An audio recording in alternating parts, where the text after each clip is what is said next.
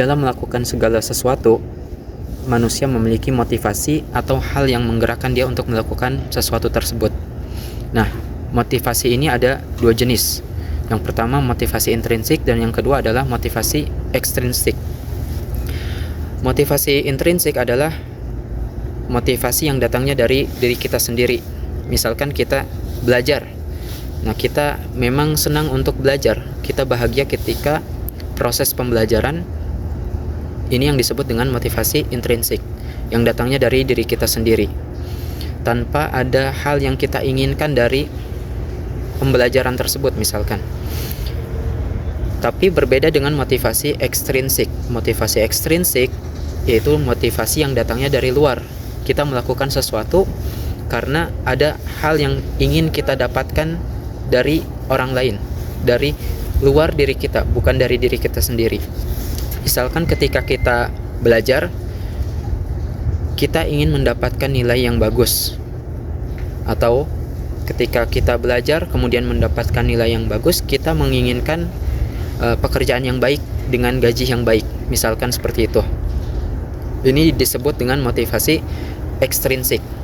Sesuatu yang datangnya dari luar, yang menggerakkan kita untuk belajar atau melakukan sesuatu apapun. Nah, di kedua motivasi ini ada sisi positif dan juga negatifnya.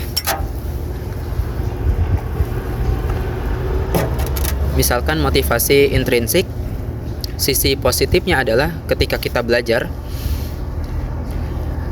kita akan bisa belajar dengan lebih lama karena kita tidak mengharapkan apapun dari pembelajaran tersebut.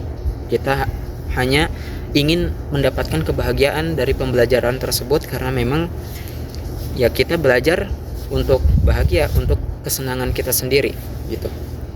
Tanpa ada embel-embel apapun yang menjadikan kita lebih giat untuk belajar. Itu sisi positifnya.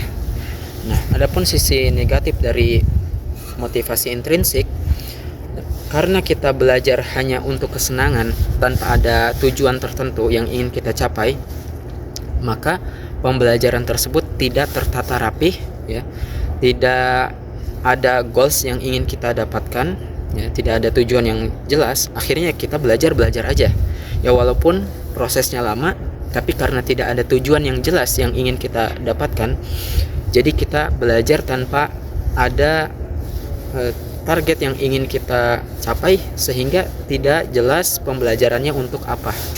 Itu sisi negatif dari motivasi intrinsik ketika kita belajar.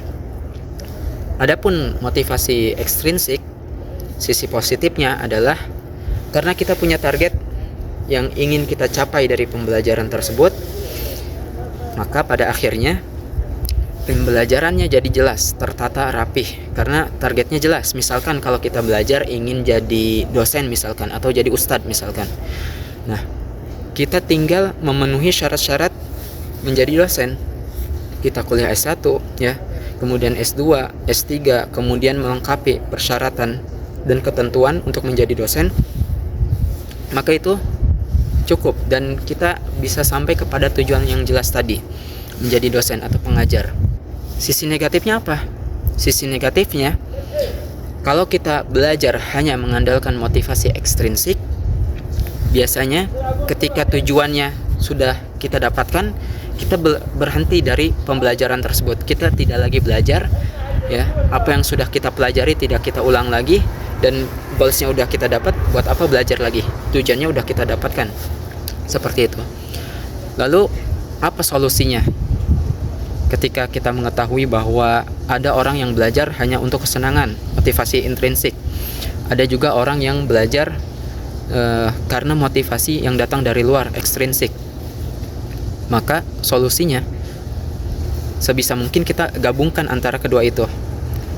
Ketika kita memulai pembelajaran dikarenakan ada motivasi ekstrinsik yang datangnya dari luar, kita tumbuhkan kecintaan kita kepada pembelajaran itu. Kita bangun identitas lifelong learner.